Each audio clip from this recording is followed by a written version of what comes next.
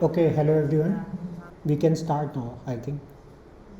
So, how many of you have tried some SQL queries over Apex? Anyone? Or at least try to log into your Apex account? Few people. Okay, no problem. Assignments are coming, so I hope after that you would be sitting in front of Apex. So, yeah, I think it's not difficult to use. Like you have login and password, and then you only have to use browser to access it instead of installing complete DBMS on your computer. Okay, and it's exact copy of actual Oracle software. So whatever you would be coding or writing SQL query on Apex, it would be 100% running on Oracle database as well. But in this course we are focusing on SQL, right? So like SQL, if you want to use MySQL software, DBMS, that's fine. Even later on, it's 99% overlapping of MySQL. All relational databases they use SQL as a backend language, okay? So if you have any question from the last lecture, this is week 8. So by end of this lecture, 2 by 3rd course would be finished. So it's going really fast. Like it just looked like I started few weeks ago, but it's 8th week now, right? So yeah, we have 4 weeks after that, 12 weeks for this semester. So any question regarding SQL? Regarding your project, group project, milestone 2 write-up is out, right? And it's very easy, and date is November 17. So I would say don't wait for that long for that thing. It's very easy. So just complete it and submit it so that you could have time for preparing final exam of this course, as well as obviously you can save time for other courses as well. So whenever you get time, you can start work on this milestone 2, and it's very easy. There is only one question in this milestone, in which you have to provide, select, insert, update or delete SQL queries for each interface or your web page. So for example, on your web page, if you are getting some data from your customer, right, it means that your data would be saved at the backend in DBMS by using some SQL query. So you have to write down that SQL query. So you can import your schema that was part of your milestone 1 into Apex, and in Apex you can simply execute different queries and test it. Okay, this query is working fine.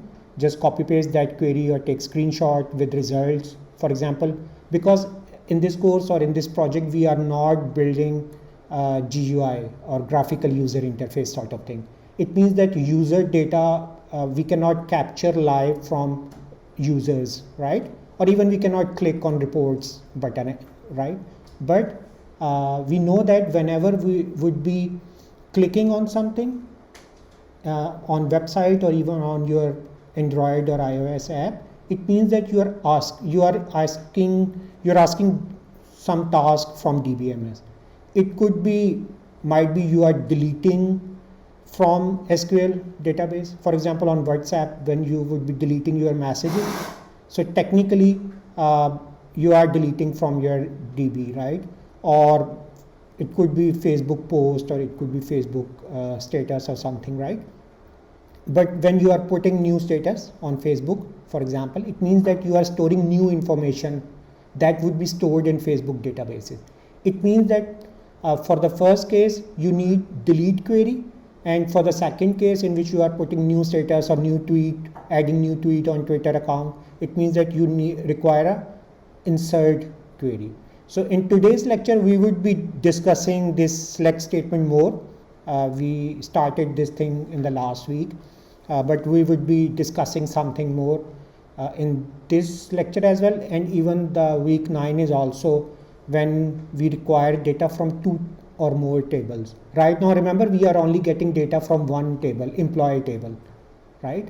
And you know that in employee table, we only have department number. If someone is asking you, okay, do you know particular employee's department, and you said it's department number 123, he would say, okay, right? So you have to tell, no, it's a business department or it's a computer science department. But that information is in the departments table, right? So it means that we have to join 2 tables.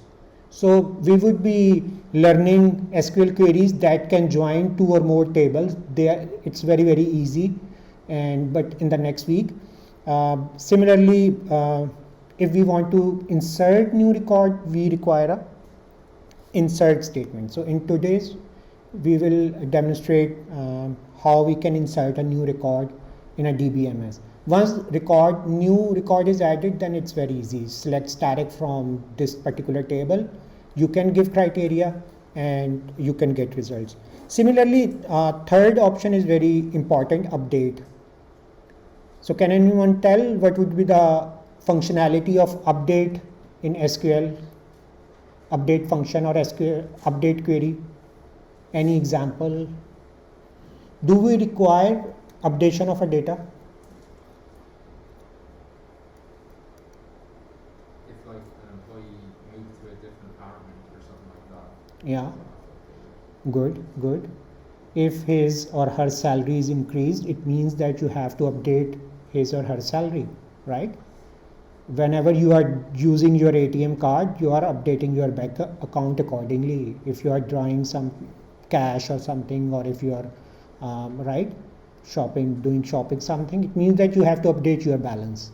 So that update query, we will see how we can run this update query. Okay, and then the last one is delete.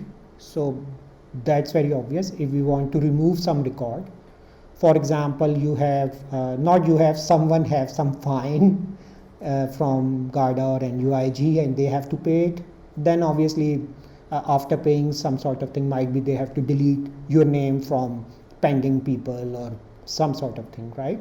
So, but just remember that in real scenarios, usually we don't delete data, usually, okay?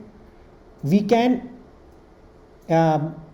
we can say, for example, even if you delete your profile on Facebook, okay? So Facebook didn't, they never try to delete your data. They will tell you that, okay, we have deleted your profile, but on their record, they would maintain some data for you, okay? So it's some sort of, they would change status to inactive sort of thing, okay? But it's not accessible to you, but it will look like delete for all of the world, but might be that data would be residing in their DBMS for some other purposes, for some research or for some other analysis, okay? Same is the case with bank accounts.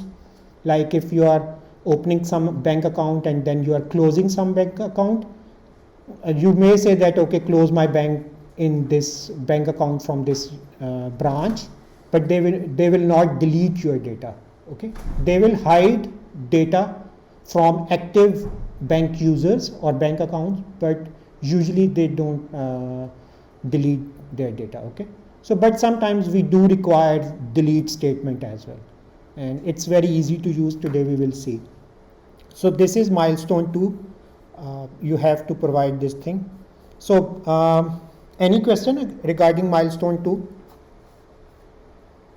So for example, you have first interface in which you are taking customer order, okay? Sorry for my bad handwriting. Customer order, right? So it means that we would have some form, or it could be a card, shopping cart, from where customer can go to check out something, to pay, right? And then we have to store this customer order in our database. It means that here we require one insert query for your project. So you have to provide this sort of thing, that for this interface we require insert query, and insert query according to my database would be just like this, insert into. So we will see how we can write SQL query. So you have to provide actual insert query in the assignment or in milestone 2. Okay. So in the last week we discussed select statement, and it's very easy in terms of like just I told you that in every table we are storing one record in one row. Okay, so this is row 1, so it means this is a one record, and obviously each instance or each record would have few attributes. Column wise we have attributes. So let's say this is attribute 1, attribute 2, attribute 3, attribute 4, and obviously I'm underlining this A1, which means that this attribute 1 is a primary key of this whole table, right? So similarly, if there are 2 records, then obviously there would be 2 rows and so on, right? So select statement is very easy. Select is a keyword, and we have told we know this thing that SQL is not case sensitive language. It's fine if you can write select in small, all small, or uppercase, mix, no problem. Select, and there is another keyword from, where we have to provide a table name. So for example, name of this table is employee, right? So name of this table is employees. So it means that I'm selecting few columns from employees.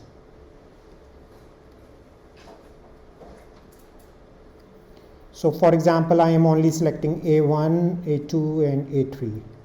Why I am selecting 3 columns? Because might be there is only a report of employee and I require only employee name or employee ID, employee name and his or her phone number. Okay, so it means that I only need 3 columns instead of I'm calling multiple columns. I can say that select static from employees. Static would bring all columns, right? So we discussed this thing in the last week, so I would say go through or revise that thing and do try on Apex. And believe me, for SQL, if you try one SQL query 1-2 times, it would be fine.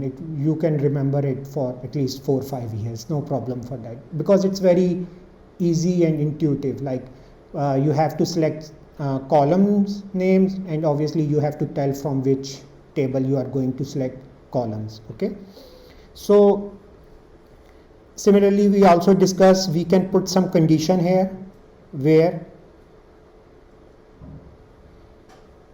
so it means that this selects thing, or here I am restricting column wise, and if I am adding some condition, this condition would be on some rows. So it means that, for example, I say okay, where A3 is equals to 20, for example. It means that in A3, firstly it will check what is the value in for each row for this A3 column. So for example, 20 is there, here is 10, here is 20, right? So by executing this query, I am only selecting this row because it's matching with the criteria, and these 2 rows only. Okay, so this condition, because of this condition, I am only selecting column having value of 20. Okay, so we do require that, because for example, if I only want students list who are studying in database technologies, It would be very difficult if my Blackboard or some other NGOIG program would be giving a 25,000 students list and say, okay, then find it by yourself. That's fine, I have roll numbers, your roll numbers, or I can import that data into Excel, and then I can filter out program, BIS, and then I can add more filter for third year or second year students, and then database technologies enrolled students. But DBMS can do this thing by simply writing SQL queries. So this where statement is very important, and we can add multiple conditions. So we saw that, like, okay, I can add and another condition, for example, A1 is equals to, for example, social science. Okay, so it means that now I am putting another condition on my query. So might be this, okay, A1 is social science, A1 is a primary key, it would be unique. So let's change it A2 only, because it wouldn't be repeated. So for example, this is social science, they are engineering people, and this guy is from BIS. So now, because of this condition, first two rows were selected, but because of the second condition, only this row is fulfilling both conditions, this blue one, right? So it means that this query will return only this row, okay, row 1. Now I can display that row data very easily on web page, on your Android app, right? So that's a basically very easy, but obviously you have to import data in Apex, and then you have to try very small queries. Then you can build some complex queries. Okay. So any questions so far? Is it difficult? Is this course is difficult? It is at the start. There's a lot of jargon. Yeah. But I think if concept is clear to you, it's okay if you can forget some terminologies, right? But concept should be clear, okay? So that's very important.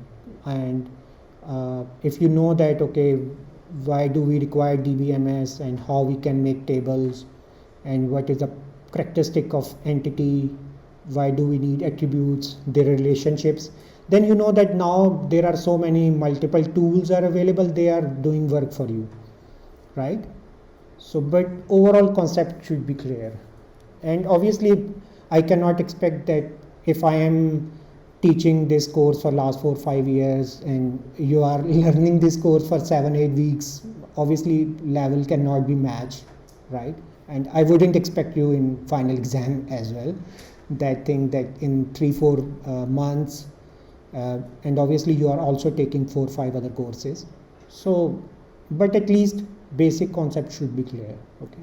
And then you can practice, and if you can if you want to pursue your career in databases, believe me, it's a very good career line, because no one can live without databases.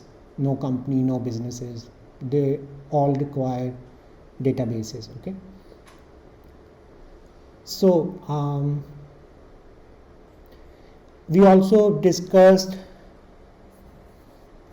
one thing more in the previous week, order by, right? This sort of thing we can do it for sorting. For example, I say select static from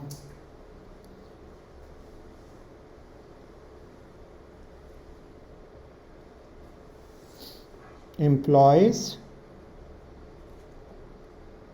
order by first name.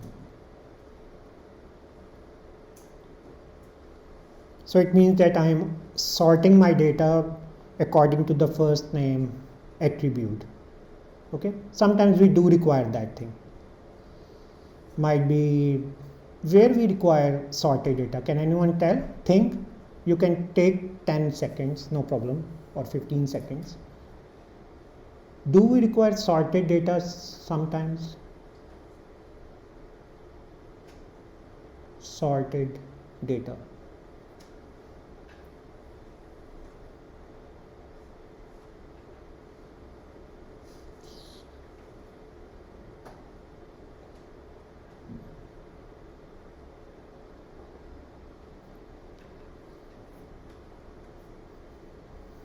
No?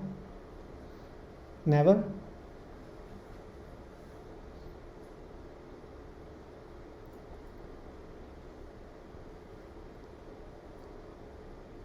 So, for example, you are at the airport and you are just browsing that waiting time or some arrival time of some flights, and if it's not sorted according to the time or something, then it would be very difficult for you to find out, or it wouldn't be sorted according to the flight numbers, then it would be very clumsy to find out, okay, where is PK255 or right. So sometimes you have to sort your data, might be because of arrival time, or might be according to the terminal number, might be all the flights sorted with terminal 1 and then all the flights that are landing or coming in terminal 2, right? So that's why we do require sorted data. Same is the case, for example, if you are ordering many things from Amazon, your orders detail would be in the form of sorted by date. Otherwise, your 10 years old orders would be coming front and then it would be very difficult for you to find out your orders. Like you can still find out, but why you are going through all orders again and then checking it, okay, recent one, because usually we require recent one for checking shipment information and other stuff. So we do require ordering in many cases. Okay, so same is the case if I want to check current students of BIS. So I'm not as such interested students who did BIS 10 years ago. It means that I have to sort according to the enrollment date, but in descending order. Okay, so this sort can be this is by default in ascending order, right? So for example, someone's name is started with A, obviously his name would be coming first, right? And obviously if someone's name could be started with Z, then so this is sorting by ascending order. If we write DESC,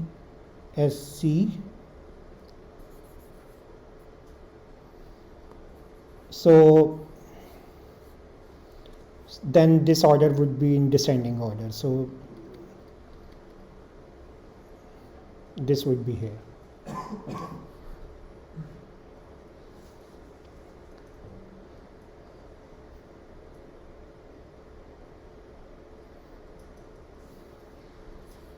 So for some other queries, I have made video because internet is not working. So no problem. I recorded one session for running different SQL queries. So we would be seeing results, actual results, and we would be discussing this thing. So is this one? Okay. Yeah. Is this one?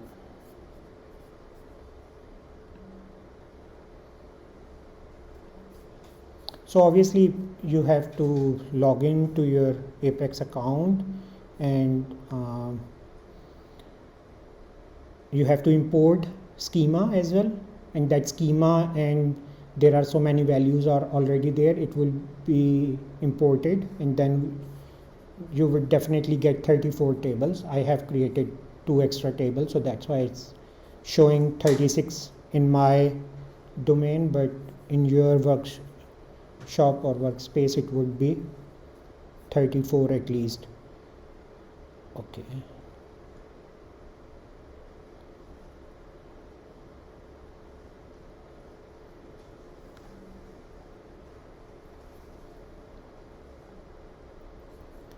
Okay, so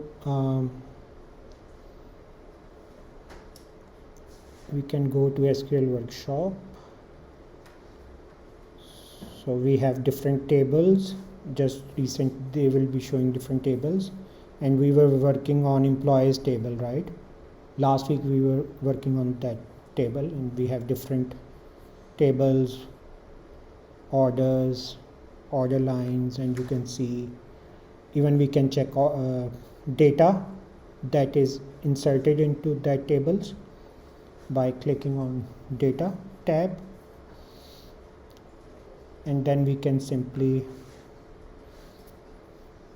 so we executed last week queries on this data to find out maximum find out salary, or how we can use like operator, right? So we have different tables, so you can pick any table and try different queries so that you can see, okay, it's working. If I run this thing, this would be the expected result, and what is the actual result. If it's matched, means that your SQL query is correct. So in today's week we would be writing few more SQL queries.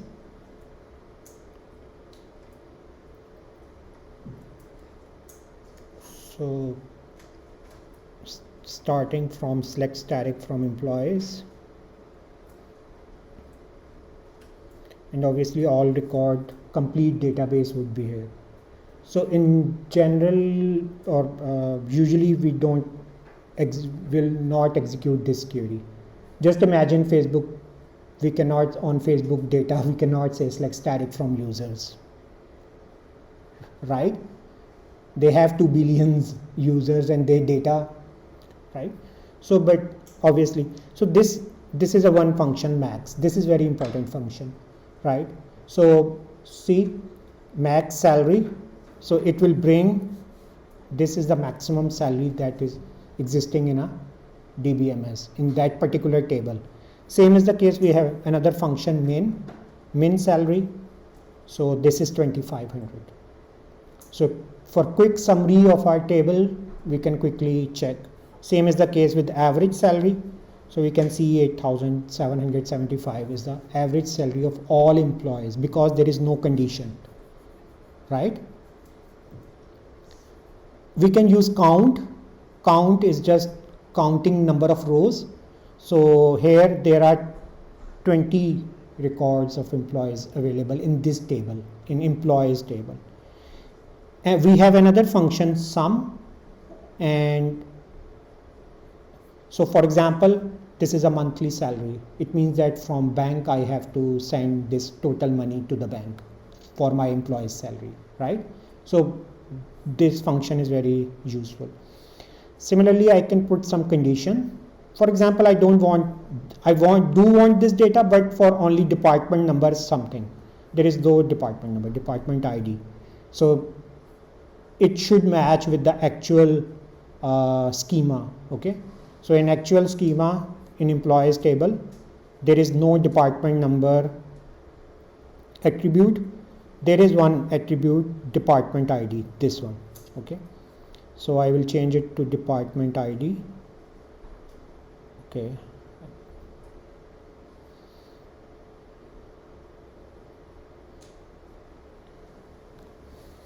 Okay. So now my query is correct, but there is no department with department number 9. That's why no record found. That's why count is 0. Okay. So I can check 2, even that 2 is not a correct number. So 10 is fine. So in department number 10, there is only one employee. Okay. Very sad department. Only one employee. So they have same maximum, minimum, average and sum. You know that because there is only one employee. And for department 90, we have we have 3 employees, and minimum salary was 17,000 and maximum salary is 24,000. Average is this one, and sum of these 3 salaries is 58,000. Okay, so see, we can restrict our results. We are restricting department by department. So we have another option, very good option, group by. Here we are doing grouping, right? So we are trying to execute data or find results by group by. Okay, grouping, we are doing grouping, some sort of thing. Because for each department, we can do it like by keep changing 90 to 95, 110 for each department. But if we require some data in group, we have very good option in SQL. Okay, so we will see this example as well. So we can delete. So we can simply say that group by, we have to provide department attribute name. So we want data. We want data with respect to this group. All of you know what is the meaning of a group, right? BIS people, one group, right? MSc business analytics people, they are second group. And for example, if I want to find out how many students are enrolled in each group, then this group by operator keyword in SQL is a very, very useful tool for us. So we only have to write down group by space, it's not a one word, group by, and then space, and then we have to tell attribute name. Okay, so here for each department I want total number of employees. For each department I want a small summary report for some CEO to inform him or her that okay, this is the situation of our departments, how many employees are working in computer science department, how many employees are working in business department, and what are their average salaries of that department, some sort of analysis.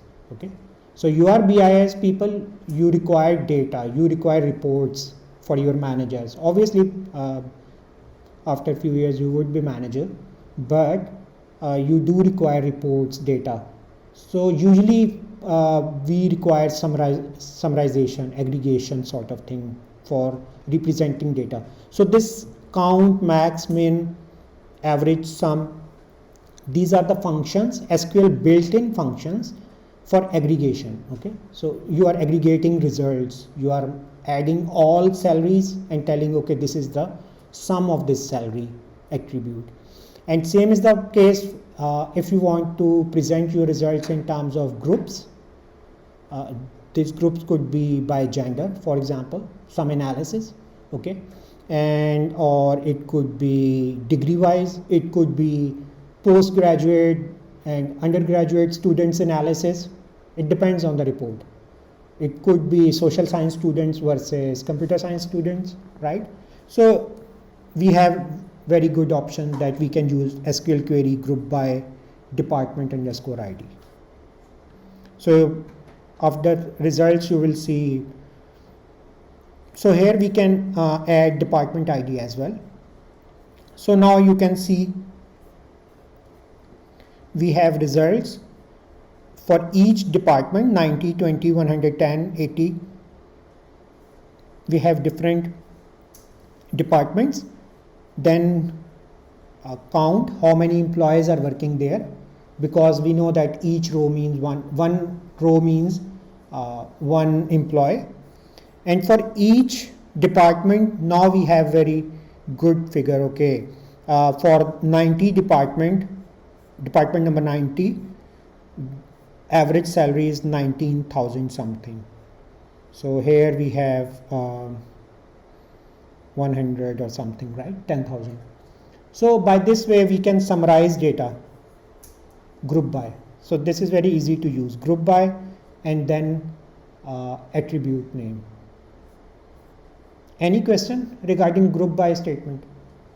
In SQL you can get data in group form. For this purpose you have to use a keyword group by, then followed by some attribute name.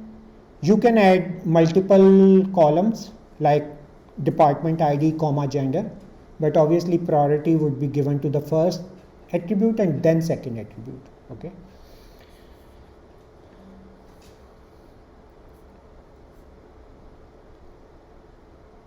So by this way we can get data for each department.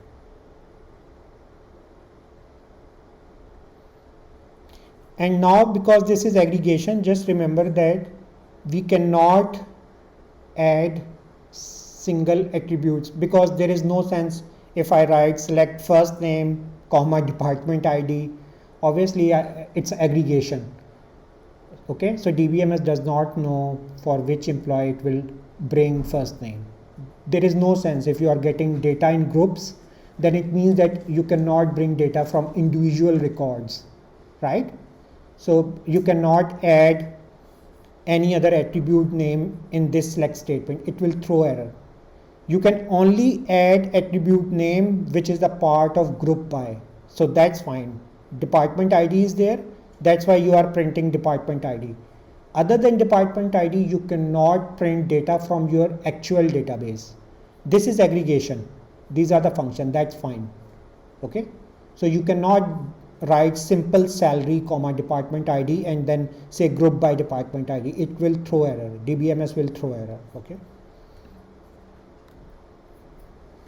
Because in aggregation you cannot call data from one row. So okay, we have, other than group, we have another important attribute named as manager ID. This one. Okay, so we can group data by managers. We can see, okay, for each manager how much people are earning, what is the maximum salary or minimum salary or some sort of thing, right? So I can change my SQL query. So instead of department ID, I say manager ID. And if I run this query will not be executed, wouldn't be executed. Why? This department ID now is not part of a group by statement. So it will say you have to kick out this thing, department ID. Okay, because now department ID become a single instance, one instance part, right? So okay, so you can see it will throw an error, not a group by expression. In a group by expression, this cannot be here. You have to delete it and you have to put manager ID. That's fine. If you don't want to put manager ID in select statement, that's fine, no problem. But other than manager ID, you cannot add any data attribute. Okay, now we have results. So you can see for each manager how many employees are working with that manager. We can know that, okay, for manager number 205 there is only one employee. For this one there are 5 employees and their average salary is 12,660. Okay, and we can see total salaries that the team of each manager is drawing from the company. So we can see this sort of thing. So this is group by statement.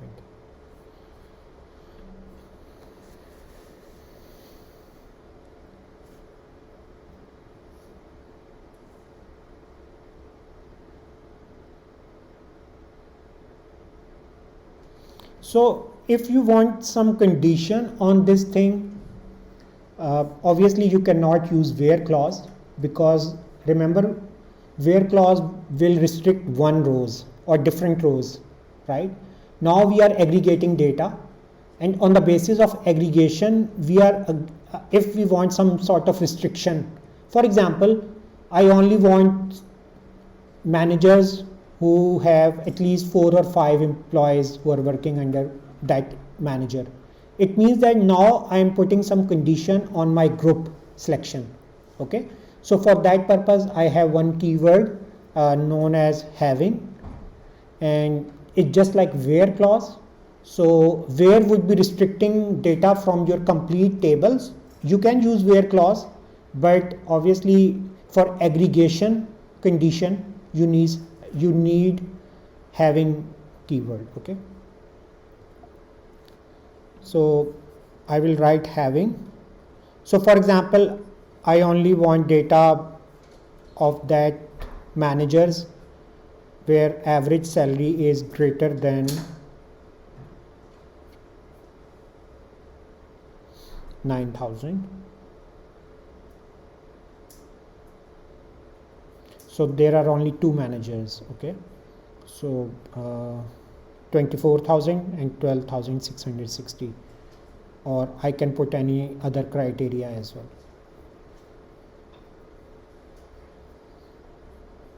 So for example, managers, number of people working under each manager, for example, greater than 5. So no data found means your SQL query is perfect. It's 100% correct, no problem with your SQL query, but there is no manager having more than 5 employees who are working under him, okay, or her. So that 5 is too much for this data. 4 is fine. So manager, for manager ID 100, 5 employees are working. Okay, so there is only one manager having greater than 4, which is 5. Same is the case, we can put some condition and write minimum salary is greater than 5,700. Then obviously only this row will come, right? So I can change this 4 to 3. So okay, but that was fine, but might be minimum salary issues there. So you can see now minimum salary criteria was not fulfilling in the previous query. That's why this second row was not coming. Okay, so that's why this 2,500. So now these two conditions are correct. So that's why, you know, that difference between and or operator. Yes or no? What is the difference between and or? If I say you have to do assignment 1 and assignment 2, what does it mean then? You have to do both assignments, right? But if I say, okay, you only have to do assignment 1 or assignment 2, so it means that either one of is fine, right? Or means if one condition is true, then that's fine. So in databases, it depends on conditions, and or, right? So any question do you have? So we can take a break.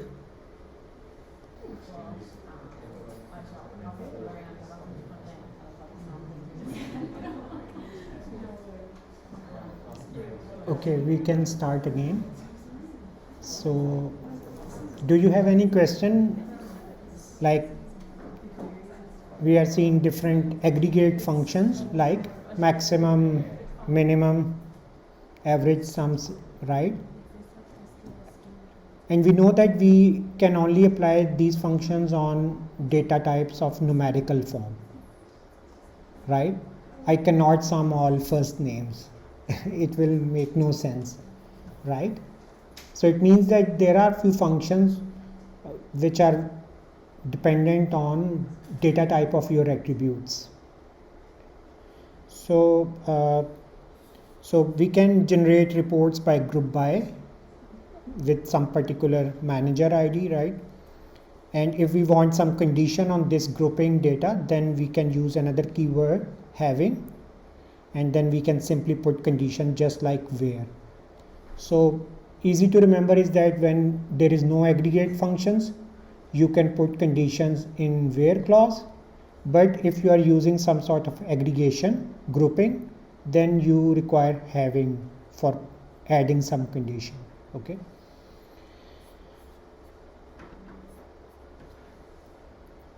Then we have another, in fact, many different tables, and so we have another table WF underscore countries, in which we have country name, capital area, independence date, and different information is there for almost all countries of the world, right? So we can execute different queries on this table as well. For example, if I want to check, is there any country where country name and capital name is same? Like for Ireland, what is the capital of Ireland? What is the capital? Limerick, Cork, Dublin? Okay. So yeah, so there is only one country, Gibraltar. Okay. Yeah, country name and capital name. Same is the case. We can test, okay, any country having area greater than 100,000 kilometers. So there are so many countries, obviously, so many countries. So we can put some other conditions, like we can sort by area, okay, order by area, descending order. So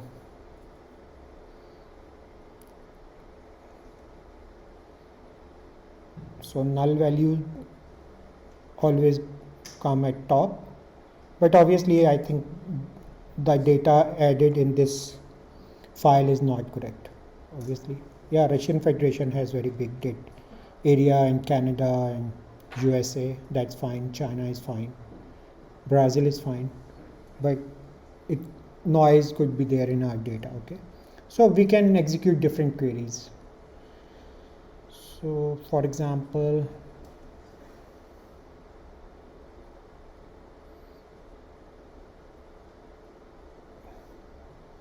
okay, where area is not null, then obviously we can remove first row. So now that first row is not coming at the top, because we put one condition that we don't want countries where area is not entered or unknown, okay? So we discussed this thing null. Null is not 0. It's unknown value. You don't know it, okay? That's why you added null in the database. So we can check date of independence for different countries. For example, date of independence. So for example, country or countries who got independence in 1980. So there is only one or two countries are there, okay. Zimbabwe is there, okay. So we can print just country name. Instead of asterisk, we can say, okay, country name, comma, date of independence.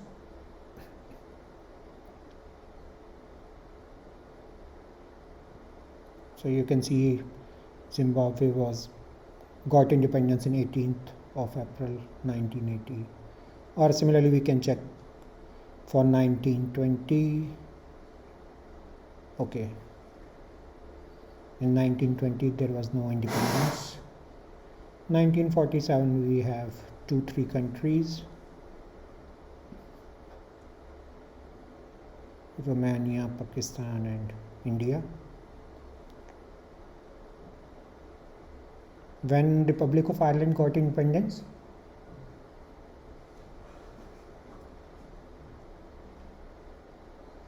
It's a database class.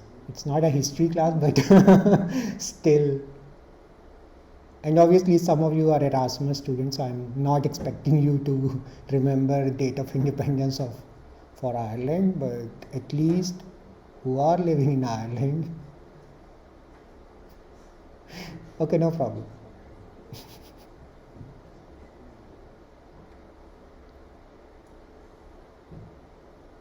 Have you heard that joke that some US military during the war they capture few people, and when they were about to shoot and they asked, okay, don't shoot us, we are also from US Army, and they said, okay, if you are US citizen, then what is the second stanza of national anthem of US anthem? And that prisoner said, we don't know. Then the prisoner said, then the other person says, okay, yes, they are US, because we also don't know. So yes, they are US citizens, don't kill them. They are also US soldiers, so that's fine if you don't know.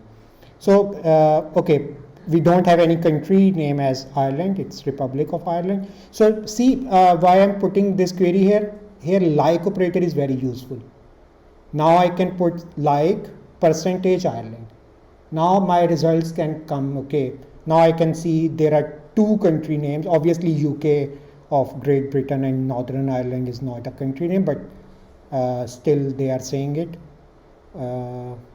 And Republic of Ireland got independence in something of December 1921. Okay, so that's fine.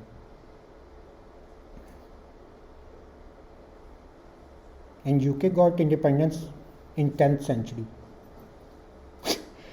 Okay, who captured UK? Might be UK itself. Okay. So we have different tables, like we have one currencies table, and similarly in countries table we have information for each country, what is the code of currency for that particular country, right? So here we can execute group by statements to check out that, okay, how many countries are using US dollars, how many countries are using euros, for example, euro, right? So here group by is a very good tool to get data. So select country name. Okay, highest elevation, peak, right? What is the name of highest mountain or peak in the world?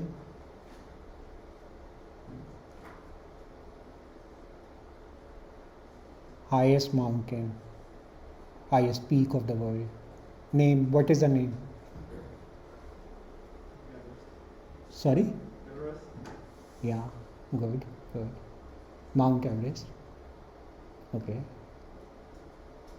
So you don't know Independence Day, you don't know highest peak, you don't know. So what are you doing, people? Like, what's your interest? Football? Games? No games, no footballs, no movies. So I'm just wondering that what is doing this generation, like if they are not playing, if they are not watching movies, if they are not into history, Facebook, Twitter. Okay, no problem. It's up to you. It's your life. So, okay, so highest elevation from different countries, and okay.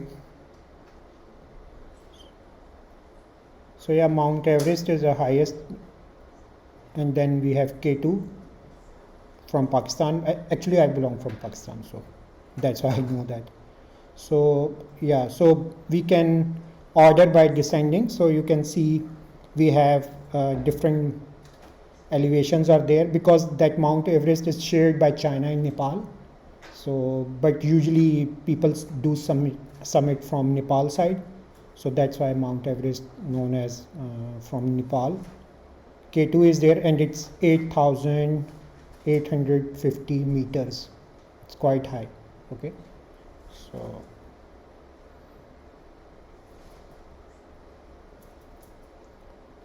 So in 1 kilometer, how many meters are there? 1,000, right?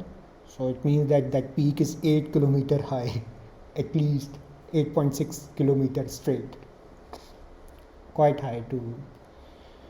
Okay, so but in Ireland you can see highest elevation is only 1,041.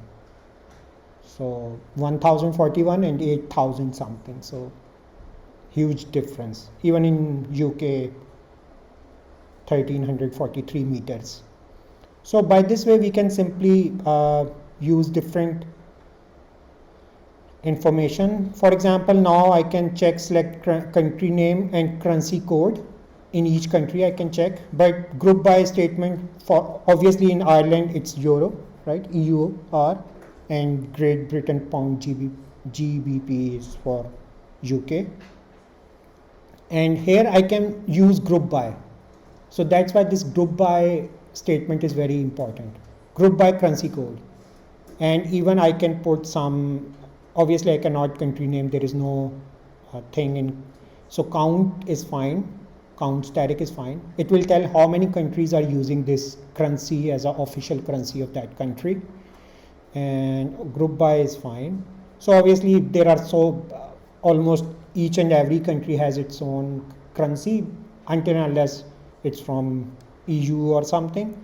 So we can sort this record by count static, okay,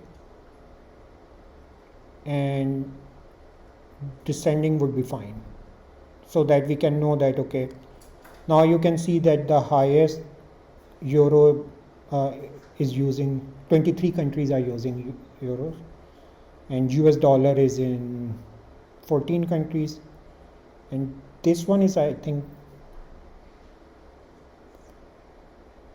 French, no, but in France euros they are using France, but I don't know in colonies of French, might be.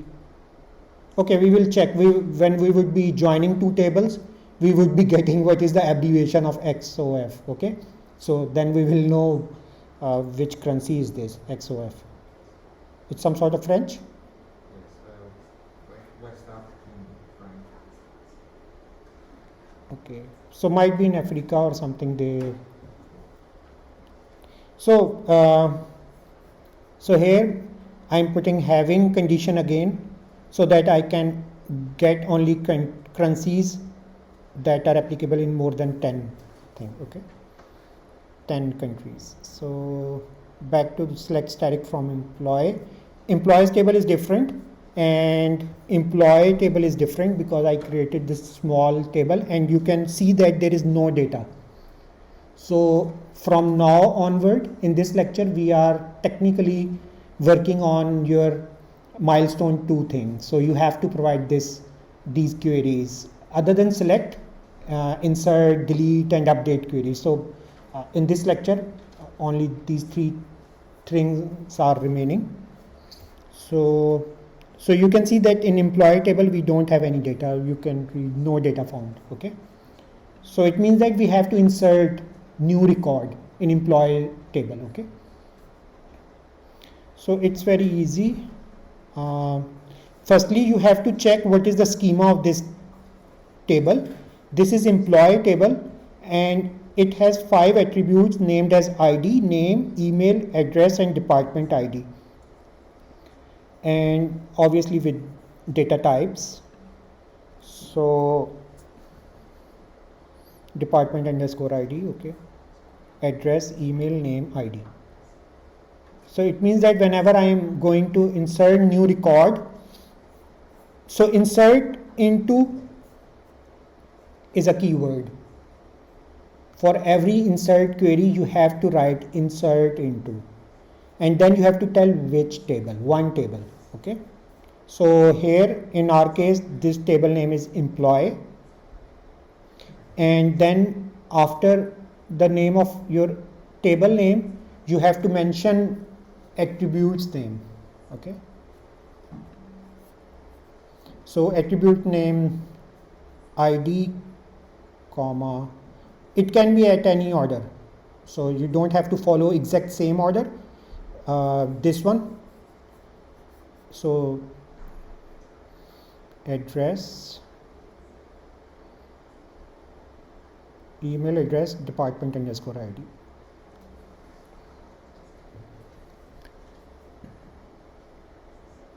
So then values is a keyword again, and in bracket you have to provide, now you have to provide values that you want to insert in an employee table.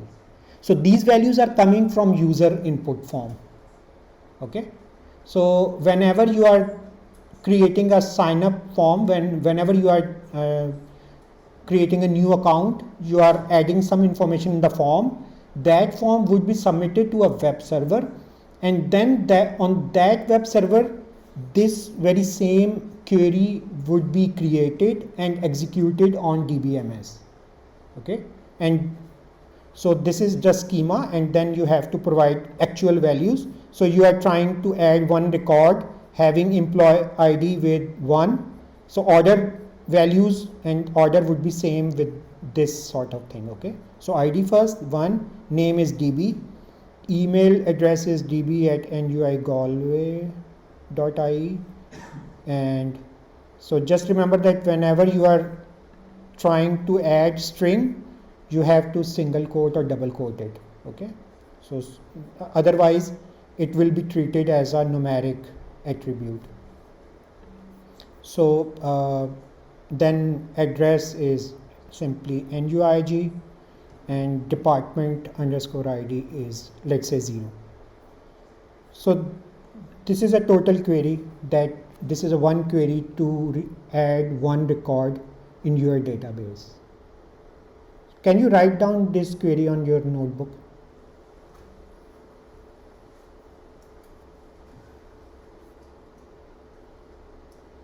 And if you have any question, you can ask.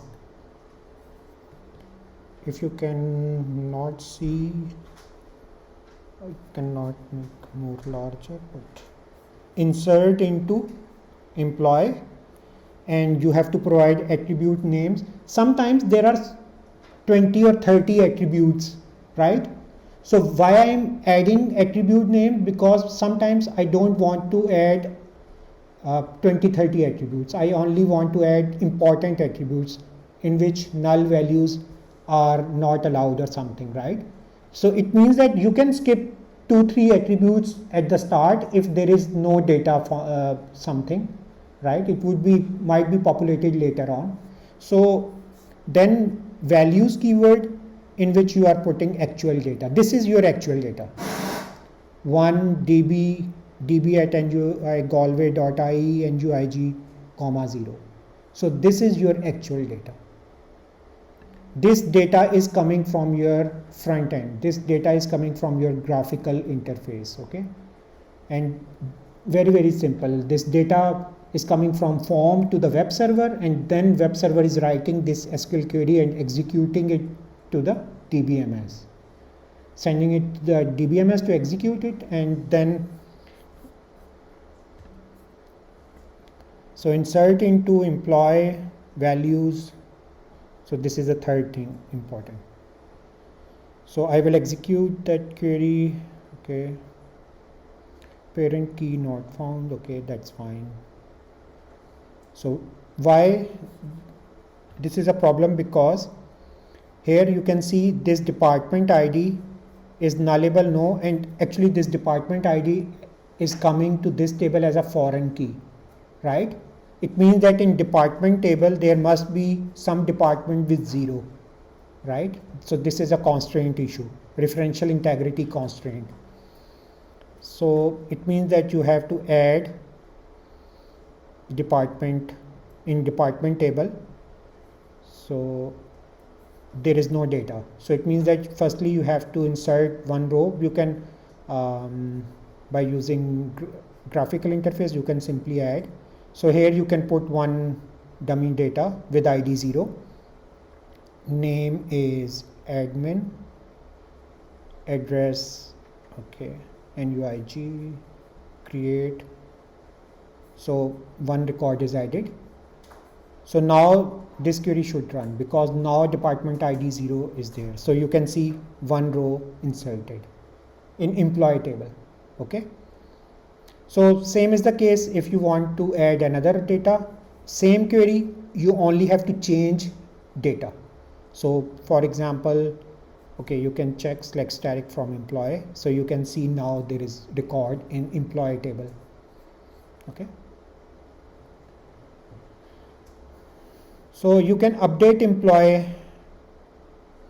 For example, so update statement is there, update table name employee, set name is the attribute. So instead of DB, for example, you are changing its name DB to new DB, okay? And you are putting one condition. Just remember that if you are not adding any condition, it will change all names of your table to new DB, because it will be executed column wise and it will executed all rows. So that's why you put, it's very important to add some condition so that only that particular row is updated. Just in a case, for example, if you are adding phone number to one particular student, then you have to provide where student registration ID is 1913 something. Otherwise, if you just say update student table, set phone is equals to 2391111, all NUIG student will get one phone number, that one, because it will be updated everywhere. That's why you have to put condition. Okay,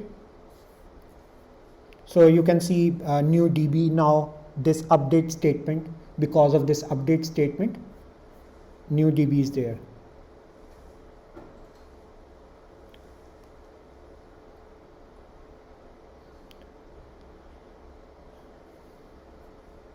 So in history, you can repeat different queries again. You can go to the history and you can see different queries and copy paste or execute it. But obviously this workspace is for me, so you cannot see my queries.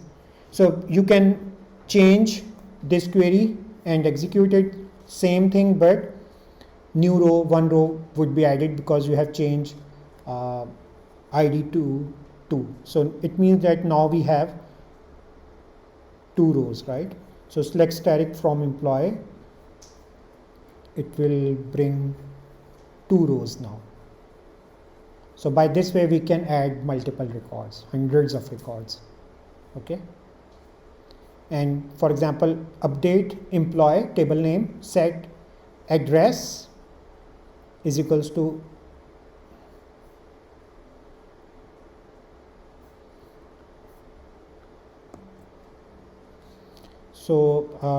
so we can change some address of some employee if we want to, right? So for example, instead of NUIG, mostly professors say don't say NUIG, it's NUI Galway. I don't know why, but that's fine. Okay, so yeah, sometimes it's not invalidable. Come on.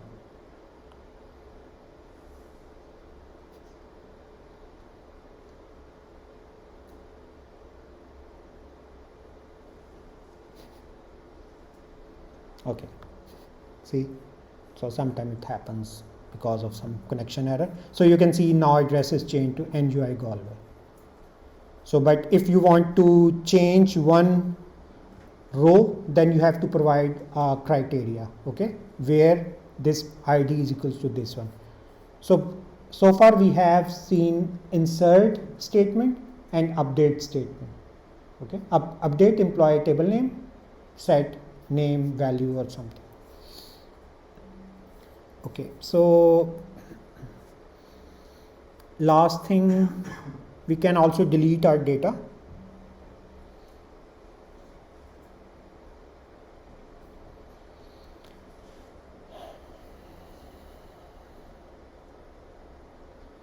So delete statement, or okay, update employee, set name is SuperDB, let's say.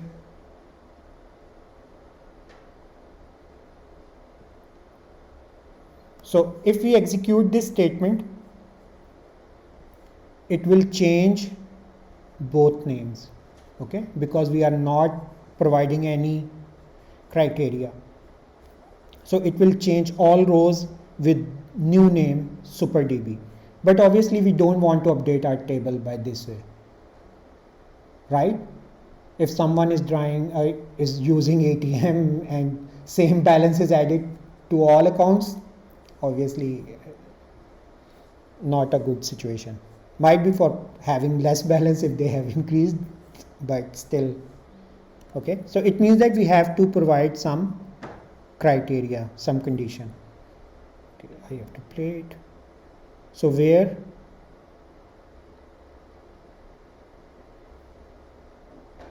id is equals to 2.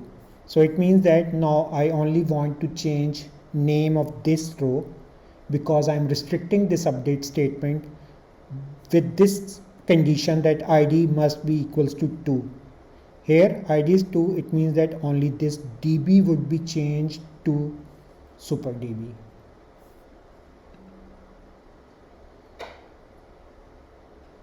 One row updated, it's executed fine, so we can simply select static from employee one more time.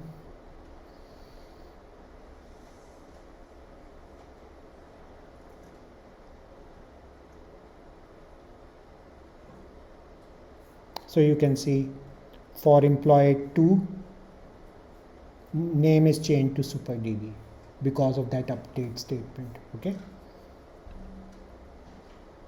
So just try it on your Apex. Even you have deleted or updated all tables, no problem, because you have schema. You can upload, re-upload it. Okay. So no issue.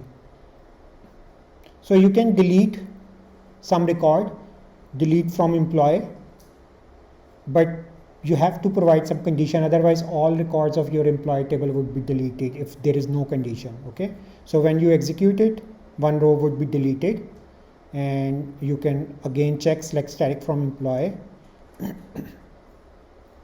and you can see now there is only one row. Now data is deleted. So this is delete statement. Delete from employee where id is equals to 2. Very simple, right?